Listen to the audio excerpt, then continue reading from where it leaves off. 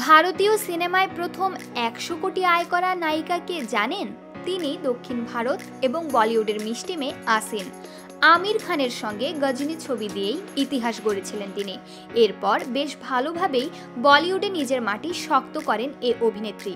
তবে হুট করেই বিয়ের পর বলিউডকে বিদায় জানান আসিন। এবার জানা গেল তার বিদায়ের আসল কারণ। আসিনের বিয়ে ও বলিউডকে বিদায় জানানোর পেছনে হাত রয়েছে এক সুপারস্টারের। তিনি অক্ষয় কুমার। আসিনের স্বামী একটি বহুজাতিক বিপণন সংস্থার প্রতিষ্ঠাতা রাহুল শর্মা জানান এ তথ্য। সেই সঙ্গে অক্ষয় কুমারের প্রতি কৃতজ্ঞতাও জানান রাহুল।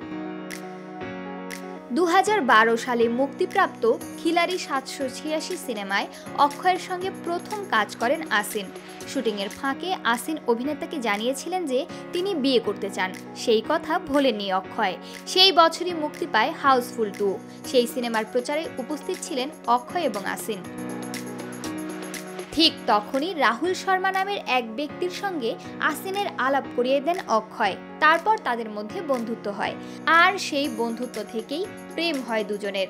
৪ বছর সম্পর্কে থাকার পর রাহুলকে বিয়ে করেন আসিন। বিয়ের পরই অভিনয় থেকে অনেকটা দূরে সরে যান অভিনেত্রী।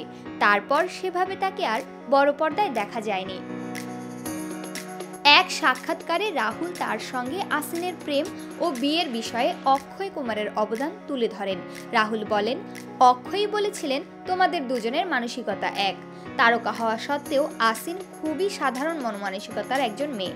কাজ করে, চুপচাপ চলে যায়, পেশাদার। তার মা ডাক্তার, বাবা সরকারি চাকুরে।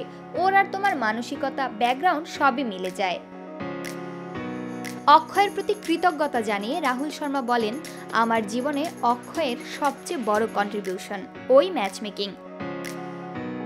২০১৬ সালে বিয়ে করেন রাহুল ও আসিন। তাদের একমাত্র কন্যা আরিনের বয়স এখন ৭ বছর। বিয়ের পর অভিনয়কে বিদায় জানিয়েছেন আসিন। ফিল্মি ক্যারিয়ার শেষ করেছেন সেই মুহূর্তেই।